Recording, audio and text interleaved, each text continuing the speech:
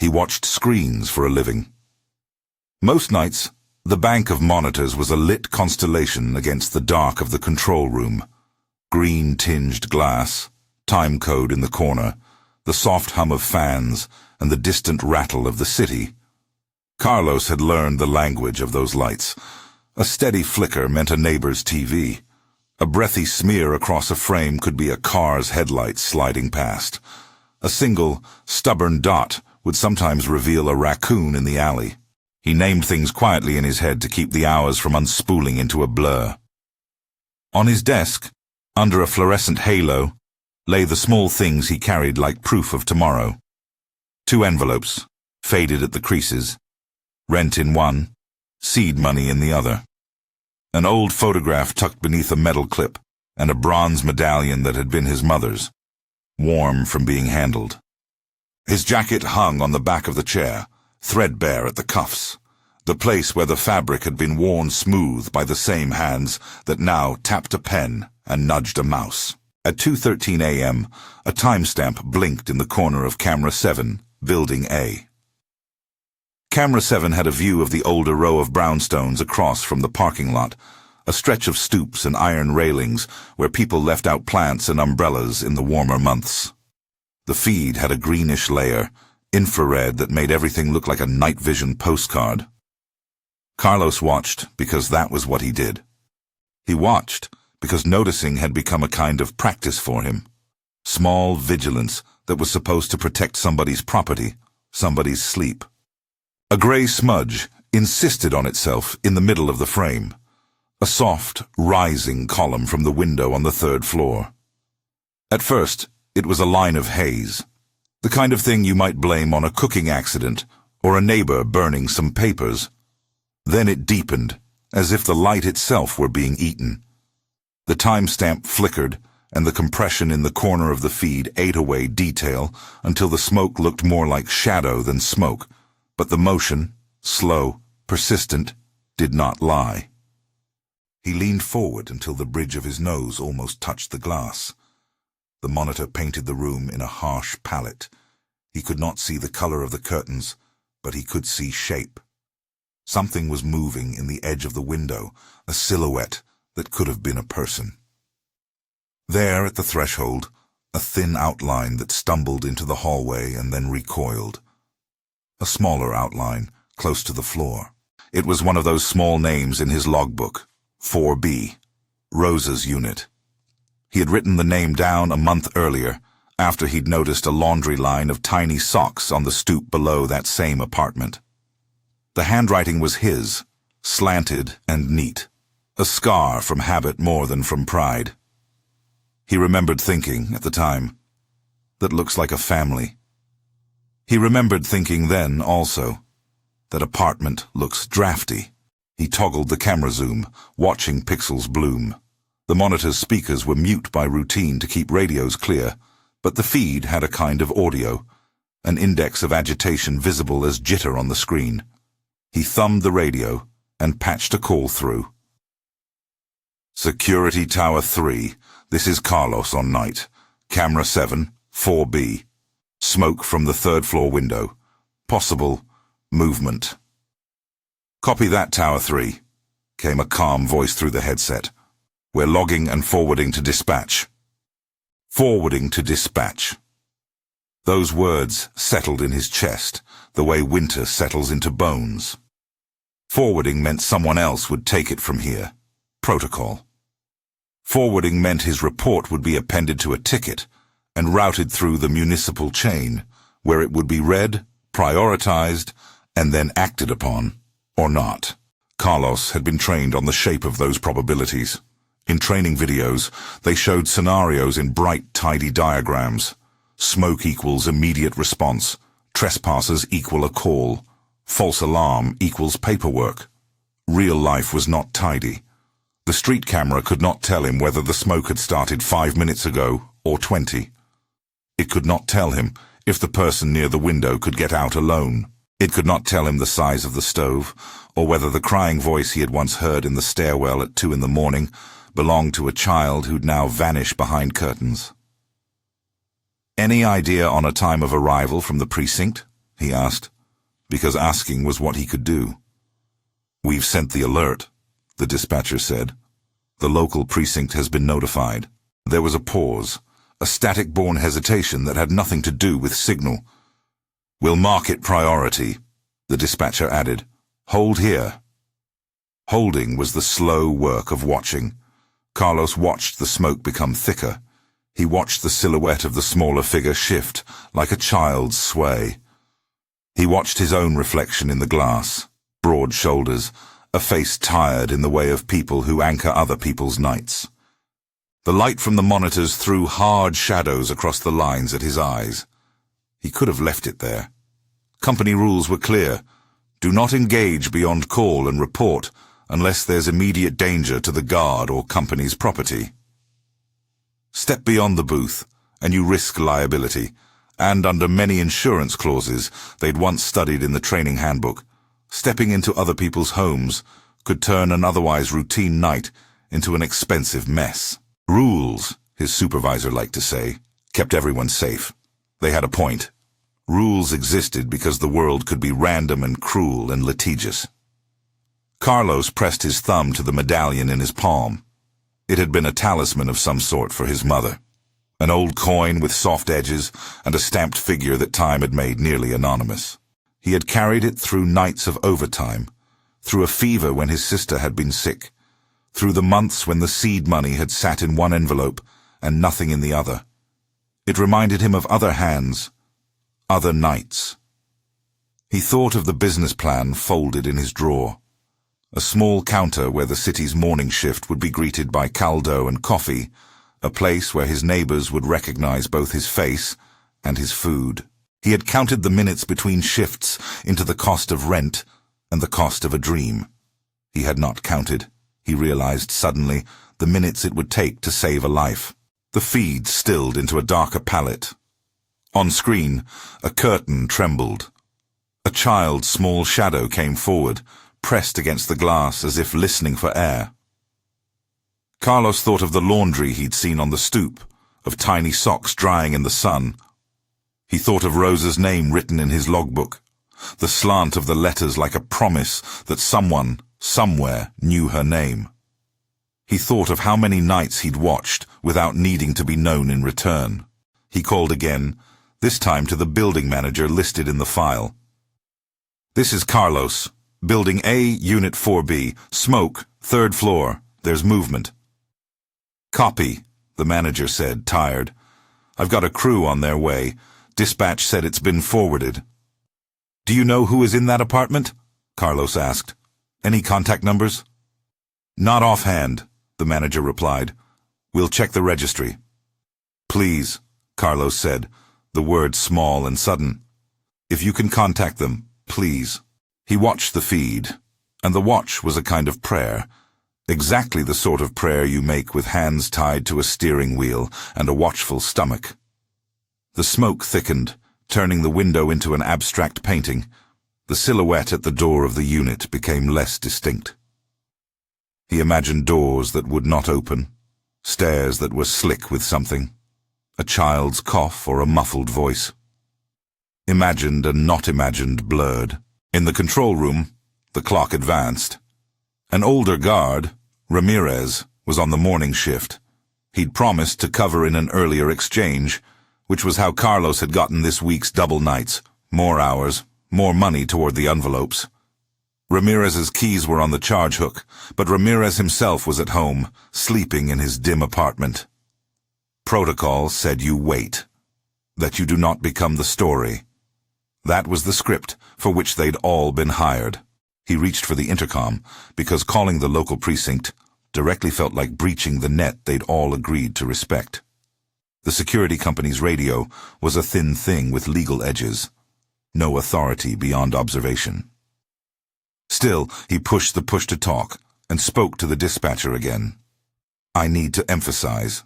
Camera 7, smoke in 4B, possible occupants. It's getting worse." "Copy. Logged. Forwarding to local precinct," the dispatcher said. "They prioritize these depending on call volume." "Can you mark it urgent, please?" "We've marked it priority," the dispatcher replied. "Hold there." Priority and hold. Official words that cover 1,000 tiny human emergencies and let most of them pass into paperwork. Carlos felt the rules like a band across his throat. He had signed his name to them in training, had sworn to follow chain of command. His hands, those same hands that slid envelopes into an account drawer, twitched with impatience. He did not remember making the choice.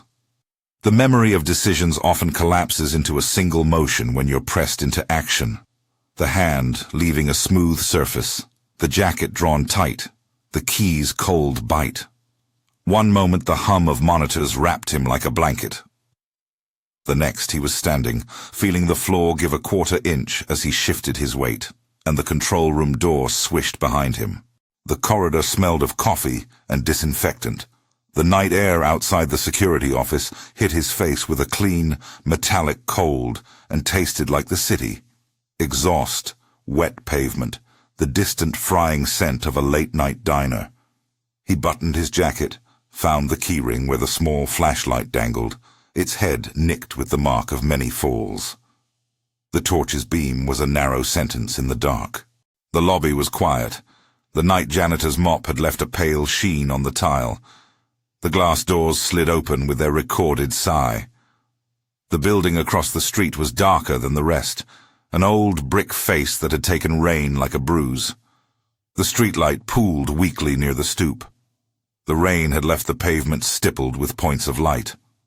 Up close, the air had a faint chemical edge. It was the thing you might miss if you hurried, or if you were used to 1,000 small anomalies, but in the way of people who notice, Carlos felt it like a pressure at the back of his throat. He fumbled with the intercom at the building's main entrance. The button depressed with a dull click. The dial hummed. The manager's assistant was trying to juggle calls and a small colony of complaints about a leaky pipe. "On our way," she said when he told her. The elevator had flashed its last warm brass numbers and then gone dark with an offended wheeze. The stairs were a metal ladder into the throat of the building. Everyone has a threshold that measures courage. For some people, it is a microphone. For others, it is a child's first day of school. For Carlos, tonight's threshold was that first step down the stairwell, the return to that same grainy light that had flickered through his monitor. He took it 3 at a time, the cheap rubber soles slapping concrete. With each landing, he could taste the smoke in his mouth. Metallic, like pennies dissolved in spit. It left a bitter film he could not place. The stairwell was a tunnel of painted cinder blocks, and a rail that shivered faintly when you leaned on it. The building's emergency lights cast a washed-out glow, but the smoke made everything look like a watercolor left in the rain. On the second-floor landing, he paused and listened. The sound was not the crackle of flames. It was the low, steady music of trouble, the kind of cough that carries a child's thinness, the scrape of something heavy against a doorway. He could have turned back then, could have retreated to the booth, and called again and again until someone else took the weight. Instead, he kept moving, because the image on the screen had become a living obligation. The third-floor door stuck at the jamb. The new locks in that building had always been sticky, and when he shouldered it, the hinges protested with a groan that sounded like an animal in the walls. The corridor beyond the door was a corridor of breath. The smoke wasn't yet full and choked, but it clung to the light like a shawl. It was the sort of smoke that let you think you could walk through it if you held your breath long enough, the deceptive kind that would sneak up on you. When he stepped into the apartment doorway, the heat hit him as physical presence, like the press of a crowded train car. It pulled at his lungs, small and steady, reminding him how fragile air could be. The apartment was dim, lit by the weird green ghost of the streetlight and a candle sputtering on the kitchen counter. The flame had not yet turned the curtains to ash. Instead, it licked at the edge of a curtain, and a smell, a dry, sour tang of something burning, moved his nostrils. In the threshold of the living room, 2 small forms huddled beneath a blanket. One peered up through the fabric with wide eyes that reflected the candle like tiny moons. The smaller one pressed fingers to its mouth, making a sound that could have been a hiccup or a breath. Carlos didn't think in long sentences. The first thing he did was practical. He grabbed the blanket, wrapped it around the children who did not yet understand the difference between panic and sleep, and then he cupped his hand over his mouth and theirs, fashioning a poor mask out of fabric warmed by his skin. It was absurdly inadequate, but masks in training had always been idealized, clear, fitting, certified. He had none of that. He had only the splintered flashlight on his keyring and the jacket flung over his shoulder, the heavy thud of his boots against the floor. From the corner of the room, a woman stumbled forward, a figure in a sweater, her hair a knot of damp, her face covered with tears that could have been from smoke or from the sudden shattering of the night's ordinary calm. "Rosa," he said, because names held people together when everything else was fraying. She nodded, a small, wordless affirmation that was more like an animal's responsive breath than speech. Her lips were cracked. Her fingers clung to a child's small ankle as if to make sure it hadn't dissolved into air. The apartment smelled like charred bread and boiling water, a domestic apocalypse made of steam and flame. "Go," Carlos said, and his voice was a thing he gave to them like a piece of dry toast. Outside. Now. He could have led them to the stairwell, but in the half-light he saw that the corridor at the building was already taking on the color of ash. The smoke below might thicken enough to trap them. The choice was a calculated risk. Out into the streets cold, into whatever might wait at the curb, or deeper into the building where airway might close like a fist. Rosa lifted them, awkward with a child's weight, and followed him out into the hallway. The blanket trailed like a flag marking small lives. As they stepped into the stairwell, something else happened. A thin, panicked sound, distinctly a child's voice, echoed from the apartment above. It was a high, urgent keening that pulled like a hand at his heart. He froze.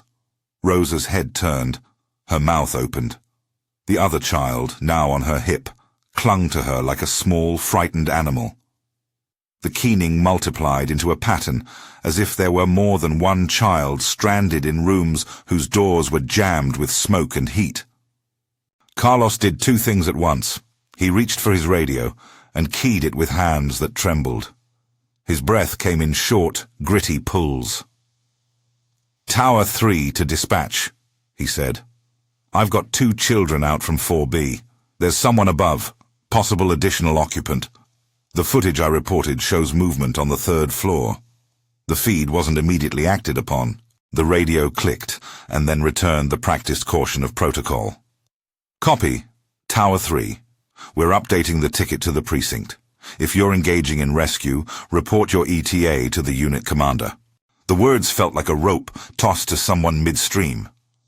Report your ETA, another formal thing. But the sound upstairs was now closer and more insistent. Plastic toys clattered somewhere in the smoke, the sound muffled to robotic stutters. Panic, in a child's voice, is a specific frequency. It rings like glass.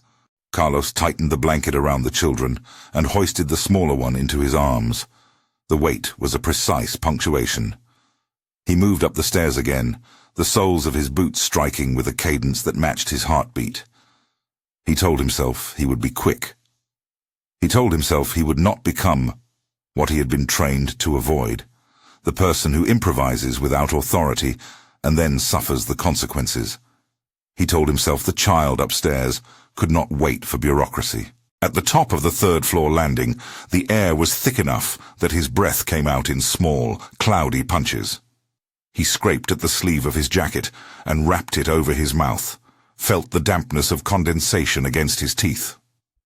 The door to the upstairs apartment was ajar, the jamb blistered by heat. He shoved it. The hinge stuck and then gave, letting out a wail of escaping smoke. Beyond the threshold, the apartment was doused in orange light, like a bad photograph. Flames licked at the ceiling in small, greedy tongues. The room was a theater of heat, the wallpaper peeled like old paint. A child's shoe lay at the foot of a couch, its laces curled like an afterthought. On the far side of the room, crouched under a makeshift table, was another small pair of eyes, wide, frightened, and surprisingly bright in a room that wanted to sleep. The child was a bundle of small limbs, a tangle of breath and muffled sobs. For a second, Carlos's vision narrowed to that face. He thought of his own face in the mirror some nights, a given he did not think to prize until it looked small in a camera's glow. He thought of the envelope of seed money in his drawer, the photograph beneath his clipboard. He thought of how decisions arrived in seconds and how those seconds could add up into a whole life. He reached into the smoke. The heat was immediate and cruel, a slap of wind that made his forearms ache. He remembered, with the useless clarity of someone under pressure, the training's emphasis on clear lines, cover mouth, cross threshold, grab, and go. He wrapped his arm around the child, felt the thinness of the child's frame, the tremor of fear. The child clung to him, nails biting into the fabric of his jacket. Behind him, there was a sound like thunder. The stairwell door below had opened, and a voice was shouting. Too many people gathered at the threshold like migrating birds. Someone had pulled up. A neighbor, a passerby. Phones lit like constellations as small hands reached out to record. The scene that minutes ago had been pixelated and distant now existed in multiple realities. The live camera on the wall of a control room, a neighbor's shaky feed, a dozen faces silhouetted in a doorway. Carlos felt the complexity of being seen and not seen. They had all noticed. The camera had noticed first, and then the world had been given a chance to notice again, this time in slower, truer focus. He held the child close, feeling the heartbeat under his palm. The smoke stung at his eyes, and he tasted metal on his tongue. He turned back toward the opening. A hand, small, thin, grabbed his sleeve. He glanced down.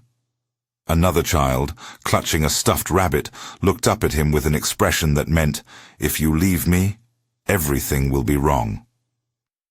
He lowered himself, scooped the child up, the fabric of the jacket catching the rabbit's ear in a tangle, and turned.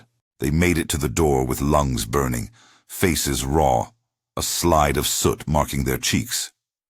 Outside, the night air hit them like absolution. A paramedic's voice cut through a microphone. Someone had dialed before, someone had uploaded a clip from the street, and the mechanical response began to orchestrate itself. Sirens in the distance. A truck's growl that sounded like an animal readying to leap. He placed them on the curb under the streetlight. Neighbors hovered like sentinels, offering coats, water, the kind of practical devotion that rarely enters training manuals, but that stitches neighborhoods together. Someone thrust a phone into his hand. "You're on every feed," they said, an awkward, astonished compliment. He had become visible in 3 seconds of moving flesh. A pair of gloved hands steadied him.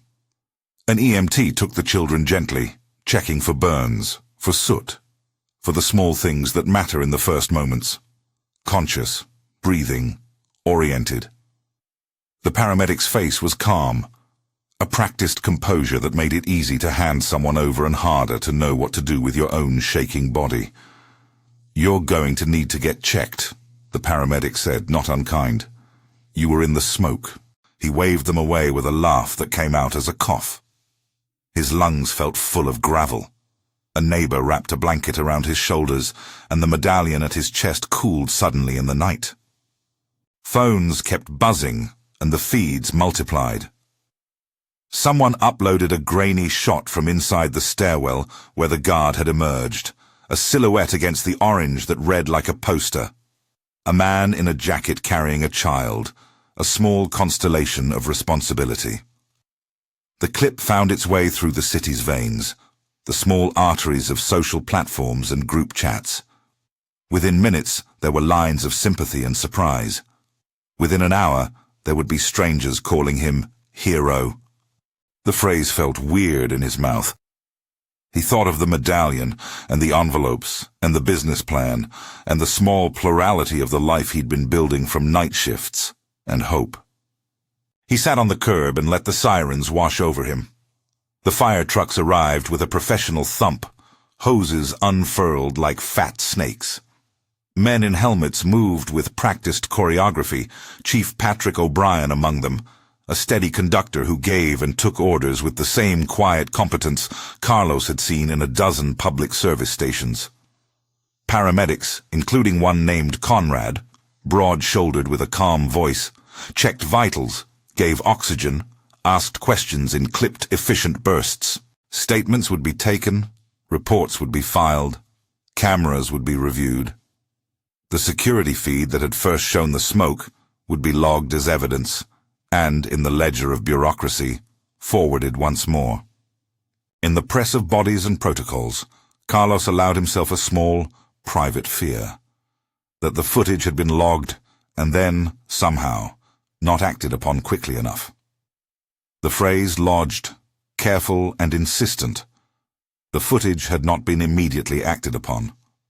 He said it aloud once to a uniformed officer who was taking names. The officer's face was open enough to be honest. "We received the alert," the officer said. "We're reviewing the timeline.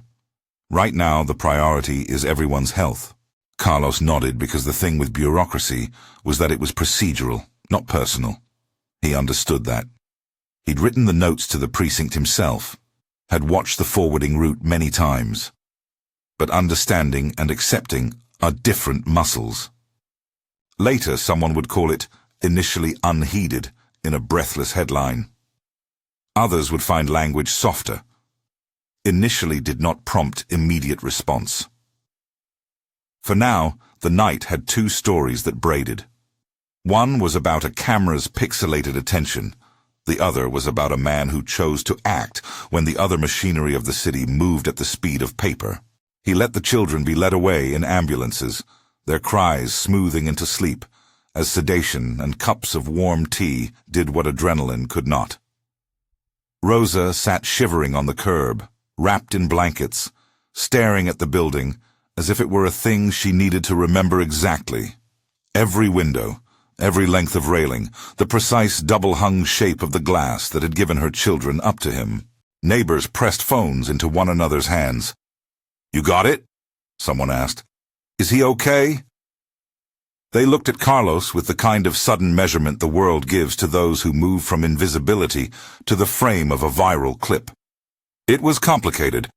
Awarding attention is not the same as offering support, and the two do not always arrive at the same time. An officer from the local precinct spoke with him briefly. Forms, names, a brief exchange on the porch while the rest of the team fought the blaze.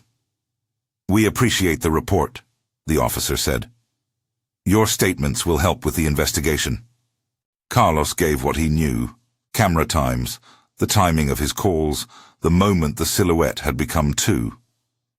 He did not offer theology or sentiment. He handed over the strict architecture of facts, because those were the things that would travel well across forms. The conversation had restraint, the kind that comes with both professional boundaries and exhaustion. As the night swelled into hours, phones kept pinging. Clips of him reappeared, iterated, edited, set against swelling music. He scrolled with a numbness he did not recognize, comments that called him a hero, others that simply asked whether the family was okay. A fundraiser link appeared somewhere, seeded by a neighbor who insisted he should not be out late alone. People wrote messages about trust funds and small business plans and how they had always suspected the neighborhood had good people. The company had to say something, of course. Their statement was measured. Praise for decisive action, reminders about the importance of protocol, a note that they were reviewing the event. It was the bland architecture of organizational language, designed not to wound, but to cover motions. The precinct said they were reviewing the timeline. The mayor's office the next day would send an aide who spoke of gratitude and policy review. For now, the city moved like molasses. Inside Carlos, The relief grew knots of something else. Worry for voice and lungs and someone else's children. He had been in the smoke long enough to carry its chemistry on his clothes. Paramedics pressed their palms to his back and asked the usual questions. Shortness of breath, dizziness, headaches. He shrugged off some alarms and accepted a timeout because chest tightness could not be ignored.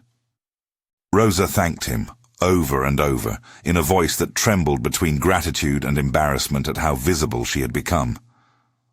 Her fingers found his arm and would not let go, the way people hold the hand of someone who has returned them a divided life. "You saved them," she kept saying. He did not know how to take such directness. He had never imagined that a night would fold into a definition of him. He had no appetite for glory. He had a hunger for continuity, for the small future he'd been stacking with envelopes. The next day, the neighborhood traffic flowed with an odd new attention. People who had been shadows in his life, landlords, street vendors, the woman who took in dry cleaning, now greeted him with a nod that carried two things: recognition and the question of what responsibility recognition imposes. A baby stroller with a sun canopy rolled by, and the mother glanced his way, not quite sure if she was thanking him or acknowledging the fragility that ties a city together. At the community center down the block, a donation jar grew with bills pushed in by hands that wanted to do something more than click. The social media fund that had sprung up the night before collected more than the envelopes in his drawer ever held. Messages of support poured in from people with no connection to his block. The rush of attention felt uncanny, like someone shining a light into private rooms he had kept tidy and private for reasons that had always made sense to him. He sat later in the quiet of the control room, fingers absently closing around the medallion. The monitors glowed like a set of small moons. The image from Camera 7 still lived in the archive, time-stamped, logged, a grainy witness stored in a file that would be revisited and examined. In a drawer beneath his desk, the two envelopes sat like two promises, one for rent, one for the small business. He thought of moving a small portion of the donated money into that seed fund. Perhaps that was a way the city could repay those seconds he'd given. He thought also of the pragmatic things like medical follow-ups, and whether his shifts would be cut in the weeks ahead, because a man who had risked his life might be, in another ledger, an insurance liability. When the first cameras came to ask questions, he answered as plainly as he could. "I saw smoke on the feed," he said. "I called, then I went." The reporter's pen scratched, the microphone tracked his voice. He found himself being careful not to overstate or understate, because the story would not be served by either. He was not a victim. He was not a martyr. He was a man who had noticed, acted, and then had to live with the consequences of that act. There was gratitude, unexpected and heavy. There were suits and envelopes and offers.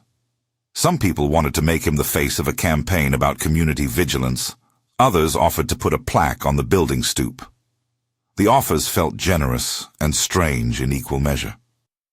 He accepted none at first, because he did not yet know how to accept being known. He still found himself returning, in his head, to one precise instant, the moment his hand left the console.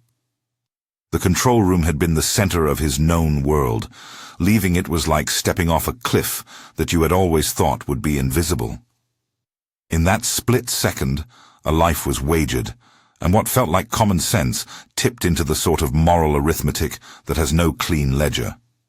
Do you obey a rule, or do you break one to save another life? Later, colleagues commended him quietly.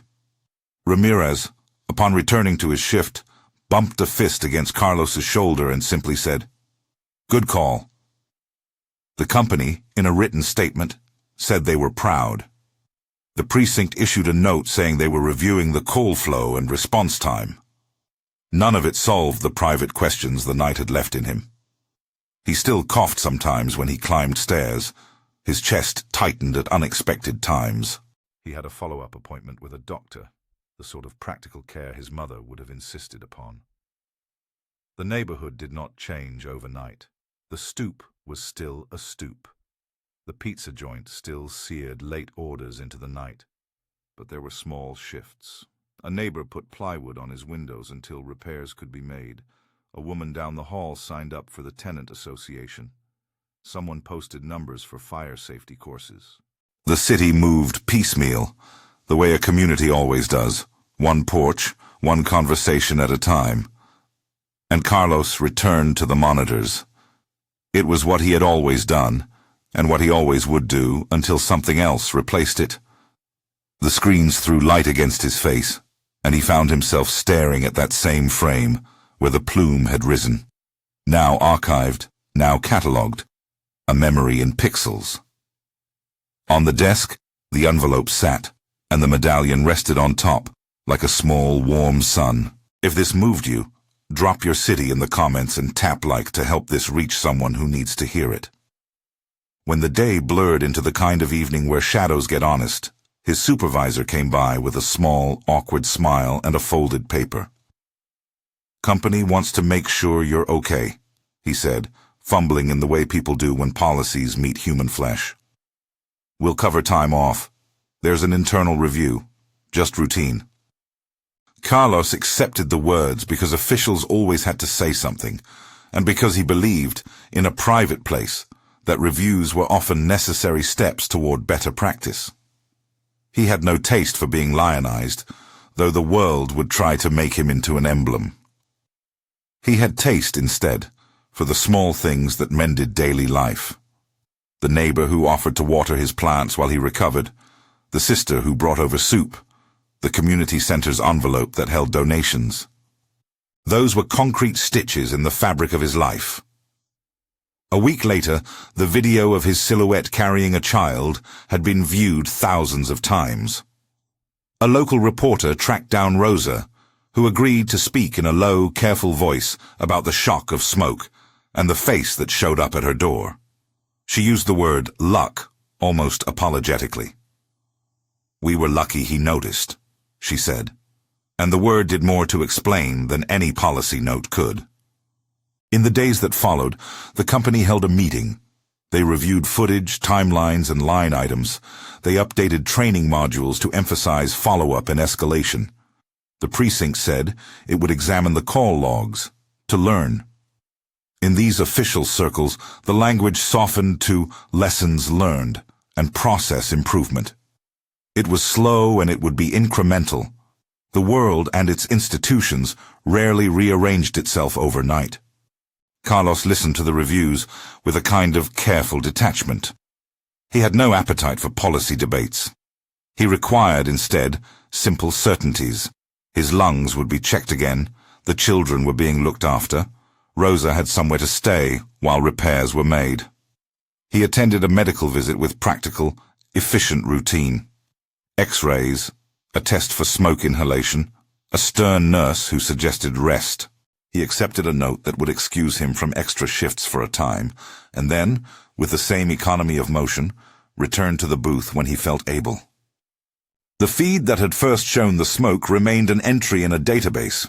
It was a little file with a timestamp and childlike grain, but it had grown, in the public imagination, into something else, a signal that small attentions could still matter.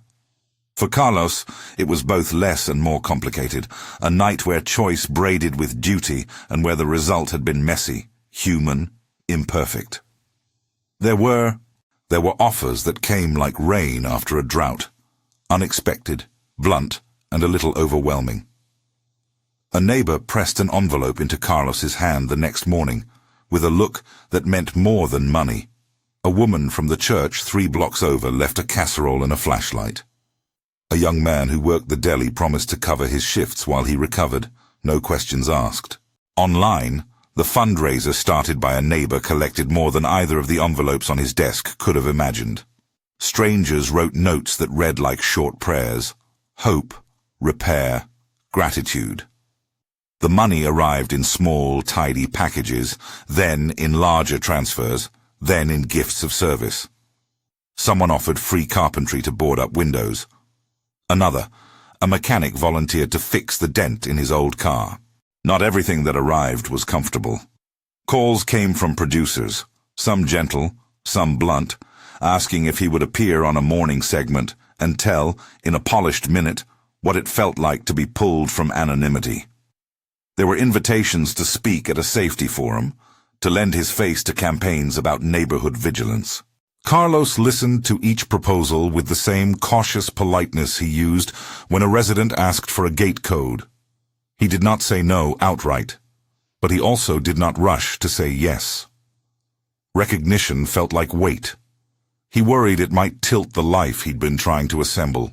Rent, seed money, the small counter that had been a plan folded into a drawer. The company's written response was clinical. Recognition of his actions, an appreciation for his attention, a promise to review procedures. They offered paid time off and, through human resources, set up a small administrative appointment to process his medical paperwork and any claims. The precinct likewise issued a statement measured and deliberate. "We received this alert," their spokesperson said in a recorded interview later. "We are reviewing timelines and procedures to better serve the public." The phrasing was careful. Received. Reviewing. The language of institutions that must be precise and, in equal measure, cautious.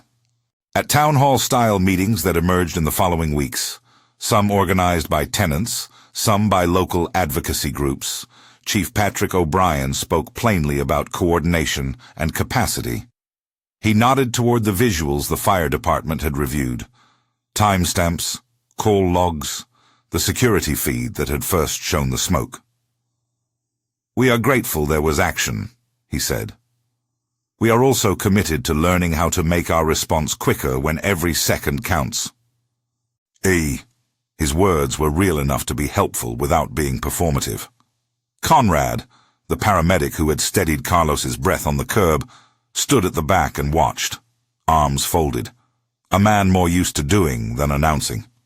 He nodded when someone in the audience mentioned training for building managers and security staff on escalation procedures. People wanted fixes. They wanted to know the precise moment paperwork becomes movement. The volunteers at the community center organized fire safety workshops. A retired carpenter volunteered to run a class on safe egress and door maintenance. A tenant association petitioned for clearer emergency contact lists displayed in lobbies. Small bureaucratic edits accumulated, an extra phone number here, a red sticker on a panel there, and the neighborhood took on the patient work of rewriting its own safety map. For Carlos, the immediate necessity was medical. The paramedics had warned him. Smoke inhalation could show up later, with coughs that lengthened, with energy that went thin as paper. Conrad walked him through the practicalities, in a voice that was part clinical reminder and part neighborly insistence. "Follow up with the clinic in a week," Conrad said, handing him a card. "If you have headaches, if you feel dizzy, go. Don't push yourself back to full nights until you're cleared." The first follow-up was a small clinic in a strip near the bus line. The nurse took a careful history, read his x-rays, and prescribed rest and breathing exercises. The doctor, younger than Carlos had expected, spoke plainly about inflammation and recovery timelines. "You're lucky," the doctor said. "You didn't get more than that. But take it seriously." Carlos nodded, folding the brochure on pulmonary care like it was another administrative form. He had no appetite for dramatics. He took his medicines, went to the appointments, and answered clinicians' questions with the quiet economy of someone who had always sorted the facts first. Friends and neighbors watched him functioning in a new role, not only as the person who had acted, but as someone now shielded by a small community. The envelopes and plates and offers of help were practical stitches. Rosa sent a note through a neighbor. Dinner, if he needed it. Call if he wanted company at a follow-up. She came by one afternoon with a pie, the kind that left a little smear of sugar on the cardboard. She brought her children to the diner, where he occasionally ate his lunch between shifts. The kids were smaller than he had remembered up close, and had a new, shy deference in the presence of someone who had carried them. They presented him with a drawing, a scribbled house with big windows and 3 stick figures inside. One of those plain, heavy gifts that cannot be repaid in money. The media attention altered the rhythm of his life, but did not rewrite it. Good stories, hunger for arc. The unknown figure becomes the face of courage, and then a tidy resolution appears to match. The reality stayed more tangled. Carlos found himself fielding an email from his company's legal department, another from human resources, and a phone call from his sister, who wanted to know whether the headlines had changed his benefits. The fundraiser had raised enough to cover short-term needs and some essential repairs for Rosa's apartment. Neighbors used a portion of the funds to purchase new smoke alarms for the building, installing them in a single, careful Saturday. The rest of the funds went into a trust managed by a small committee of neighbors to support vocational training and emergency needs like short-term housing when repairs made apartments uninhabitable. Months passed in a kind of slow unspooling, appointments, paperwork, small improvements. The stitches of community work became visible. A plaque by the building's lobby offered thanks to those who had assisted on the night of the fire. An informal roster of residents volunteered to check each other's units, a simple act made official by a sign-up sheet pinned at the laundry room. The word hero still circulated online, but on the block, most people used names instead. "That's Carlos," a vendor would say, while passing a packet of coffee across a counter. The shift in language felt less like exaltation and more like belonging. In private, Carlos wrestled with the question he jolted awake to in the minutes after the rescue. Had he broken rules? Had he put himself or his job at risk? There were murmurs, as there always are when systems are tested. The company's internal review looked at the chain of reporting and the point at which the call reached the local precinct. The review was clinical. Timelines, policies, recommendations. It asked what had worked and what had been delayed, and suggested tweaks. Clearer escalation paths, additional training for staff who monitored feeds, a protocol for immediate in-person checks when camera evidence suggested potential life threats. Importantly, the company did not punish him. They offered paid time off in the immediate aftermath and later extended an opportunity to sit in on a new training module as a panel member, to contribute the perspective of someone who has been in the field, HR explained with careful phrasing. Carlos accepted the invitation more out of a desire to be practical than to be symbolic. He wanted the training to matter. People kept offering him chances to turn the night into a platform. A local nonprofit suggested he be part of a citywide safety campaign. A manufacturer of safety equipment reached out with free masks and a proposal to sponsor a neighborhood safety day. He declined a few things on principle, polished segments that wanted a tidy line about bravery. He accepted others, donations for the community fund, a speaking spot at the community center where others who had been affected by emergencies could share practical advice. He learned to say yes when the ask felt like repair, and no when it felt like spectacle. The momentum of communal generosity coalesced into something unexpected and profoundly personal. After the initial rush of gifts and a few well-intentioned consultations, the committee that had managed the fundraiser asked him if he had thought about what the donations could do beyond immediate relief. "What would help you stay steady?" they'd asked in a small meeting. He had thought of the envelopes, of the business he'd folded into a drawer. He had thought, too, of the city's morning crowds, workers scraping by who would love a warm bowl of soup and a coffee priced to fit a lunch break. He had a recipe his mother had taught him, one that had the kind of simplicity people come back to. Caldo with a squeeze of lime, a bread roll and a smile, and with the community fund as seed capital and a few microgrants stitched together by people who believed more in small business than in headlines, Carlos took a step toward the plan that had lived in his drawer. It was not an extravagant beginning. The space he secured was a narrow storefront with a flaking awning and a sink that needed replacing. The landlord agreed to a short lease. A neighbor with carpentry skills volunteered to rehab the counter. A friend from the deli offered to loan kitchen utensils until permanent purchases could be made. Rosa, whose repairs were nearly complete, agreed to come on the first day and bring the children wearing clean shirts and wide, thankful smiles. The opening was small and noisy, in the same way new things always are. The town council member, who had once read a statement about reviewing response times, stopped by to offer congratulations. But the real turnout came from people who had 1,000 smaller reasons to be present. Day laborers who needed a quick, warm meal before a long shift. The woman from the church who'd brought soup. The friends who had banded together to install smoke alarms.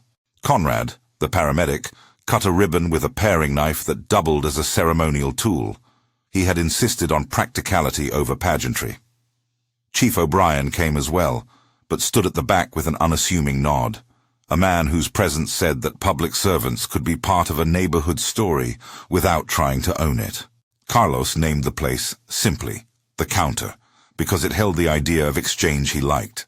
Hands passing a bowl, money for food, a small pause before the workday resumed. He worked early shifts himself, teaching a younger neighbor how to manage the grill, counting change with the meticulousness that had been his talent in the security booth. He hired the neighbor who had kept an eye on the building while repairs were made, and offered afternoon hours to a single mother from the block who had 2 kids, and a smile that made customers linger. Rosa came in sometimes to lend a hand, and the children, older by the stub of months and softer edges that come from survival, colored chalkboards and learned to carry a tray without tipping. The small business was not a miracle. It was a steadying arc. There were days when the register's total was too small to pay a month's rent, and there were days when a catering order for a local office provided unexpected breathing room. The community fund still existed, and a portion of daily profits was set aside for emergency relief and vocational classes. Carlos volunteered time teaching a short class on hospitality basics at the community center. And in return, the center offered a small scholarship to a neighbor who wanted culinary training. The economy of favors and mutual support that had formed around that night reshaped itself into something productive, a micro-ecosystem of people trading labor, care, and small capital. The online attention that had first made him visible dwindled in the way all digital things do. The clip cycled into the archive of memorable moments and then into the slow churn of new events. Occasionally, a late-night host would mention the story as part of a segment on local heroes. Sometimes, a commenter would repost the clip anniversary style, and sentiment would flood the comments. Those moments felt like weather. Noticeable for an instant, then gone. What remained was the tangible, the meal he served to a neighbor who had been out of work, the monthly roster for checking smoke alarms in the building, a plate of caldo handed over without fanfare to someone on the curb who needed it. Months then turned into a sustained, softer arc. Carlos's health, after a cautious convalescence, steadied. He still coughed on long rides up flights of stairs, and yet found his stamina returning in fits and starts. Medical follow-ups continued until the scars he carried on his lungs became the kind of quiet caution that sits beneath the skin, visible only to the careful. He returned to the monitoring booth less frequently. The company had hired an additional night guard and brought him on in a consultant capacity for a while to help revise escalation protocols with the raw knowledge of someone who had been present at the point where watchfulness became action. He accepted this role because it felt useful rather than performative. Rosa's family recovered in the incremental way families tend to, a repaired window here, a replaced curtain there, nights when the children slept without flinching at the smell of smoke. The landlord paid some of the repairs, insurance claims covered parts of the rest, and neighbors filled gaps. The children grew accustomed to the new rhythm of a repaired apartment, and over time, to the presence of a small, familiar place across the street where caldo simmered for midday crowds. They visited the counter on slow afternoons, sticky-fingered and proud, greeting Carlos by name. There were also harder, quieter moments. He sometimes sat alone in the back of the shop in the pre-dawn, watching the monitors on his phone, not out of duty, but from a habit that had become part of his muscle memory. There were nights when he would think back to the second he left the console and feel, in the small core of his chest, that old question of threshold. Had he done the right thing? The answer came in different forms. In Rosa's occasional tight, grateful look, in a child's face that had not been singed, in the slow accrual of small safety measures that had made the building safer for months to come. It was not a clean equation, but it was life, and that was enough. At a community gathering a year later, a modest block party with folding tables and a borrowed sound system, Conrad walked up and clapped him on the shoulder. "You're still here," he said with a grin that was part gentle ribbing and part friendship. "That's the sign of a good plan." Chief O'Brien arrived with a small group from the department, informal in polos and polite in presence. He took a short moment to say a few words about partnership, about how his team had learned some lessons, and how, with the community, they hoped to tighten a net that might catch people who fell through bureaucratic timing. He did not make grand promises. His tone was practical and modest. A plaque the committee had designed was unveiled. Not in the way of a monument, but as a little recognition at the entrance of the counter. It read in plain letters, "For the attention that became action." In front of it, Rosa stood with her children and the neighbors who had organized smoke alarm installs. She offered Carlos a short, earnest speech, partly private and partly public. "You didn't wait for the formalities," she said, voice steady. "You saw and you acted. We will remember." The plaque felt awkward on him at first, a materialization of attention he had not sought. But he allowed himself to accept the moment, because recognition sometimes returns a currency that a community needs to build trust. He cut a small ribbon with a handsaw borrowed from the carpenter, practicality again, then walked into the shop, flipping the sign from closed to open, as if nothing had changed, and yet everything had. Life after that night was filled with the small gratitudes that belonged to a community, stitched together by attention. He hired someone who had lost work in the months after the fire, giving them not charity but steady employment. The trust fund still existed, now managed by a rotating committee that met once a month at the counter to distribute small grants and plan safety workshops. The building had a clearer contact list and a functional set of smoke alarms. The precinct had adjusted its internal processes for receiving video-based alerts and added a designated escalation code for feeds that showed potential immediate life threats. None of these changes was a grand redesign of the city, but together they formed an incremental improvement that made the block a little safer. In quieter moments, Carlos returned to the control room, not because he wanted to be anonymous again, but because monitors were a language he'd learned early and could not quite set aside. He worked shifts and learned to juggle the responsibilities of his small business with the night's watch, sometimes missing a lunch hour for a surprise rush. He kept the medallion tucked under his shirt, warm and familiar, and he slid envelopes into the drawer still. But now they held a different weight. The seed money envelope had become the register's petty cash. The rent envelope remained a sober necessity.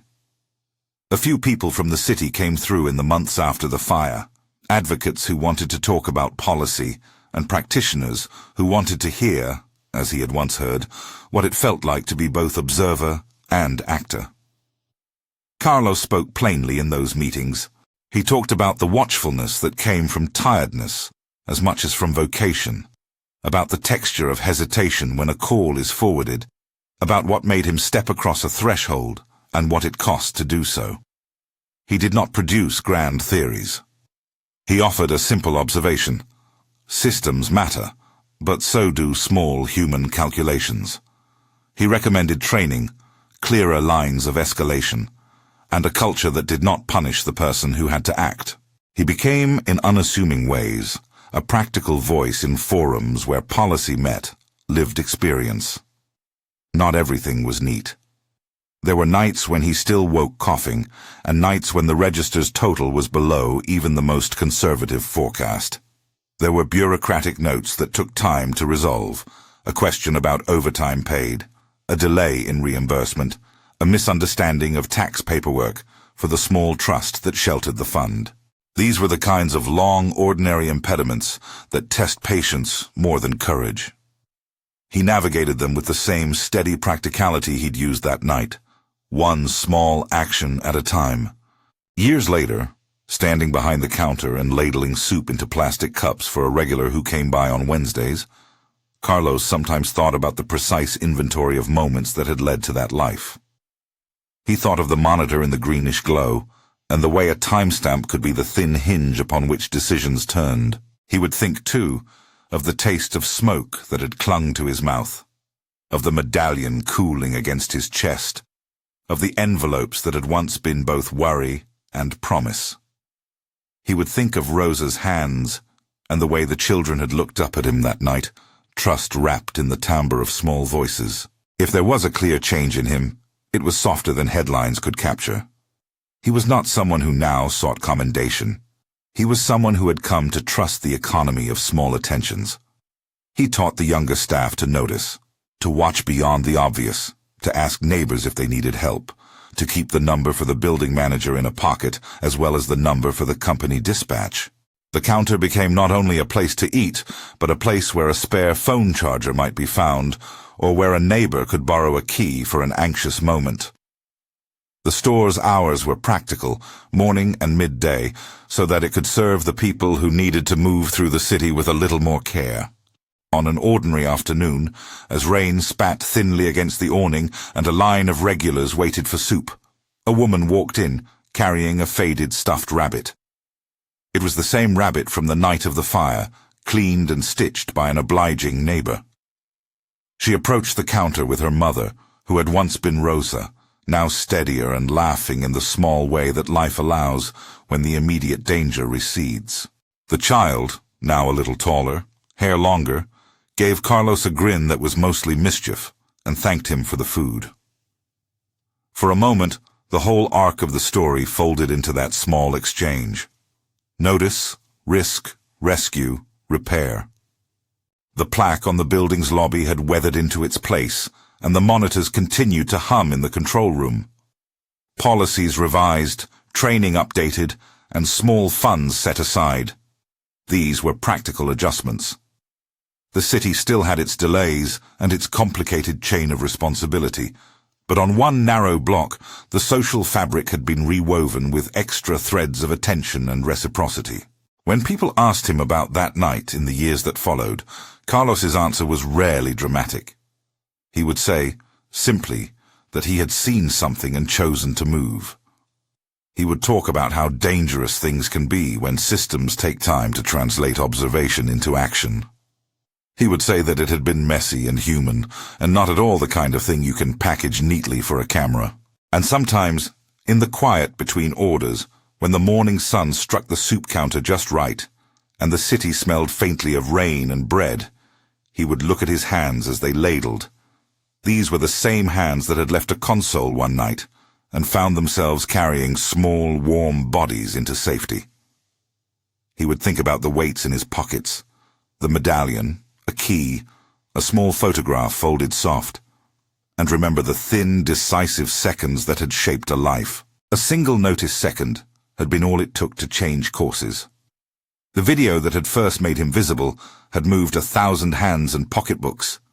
It had sparked small policy conversations and a handful of procedural changes. More importantly, it had rewritten the way a handful of neighbors looked at one another, no longer strangers who passed doors like signs, but people who could, in seconds, be seen. If the city learned anything durable from that night, it was not a new protocol or a single stitched policy. It was the modest, stubborn lesson that attention, when acted upon, ripples outward in ways a single person could not anticipate. The monitors still glowed in the control room, where Carlos sometimes worked a shift, and the counter still steamed with the smell of soup. Both were ordinary fixtures now, quiet reminders that the thin seam between noticing and acting is one of the most consequential parts of a city. Subscribe for more real stories of ordinary people whose small acts make big differences.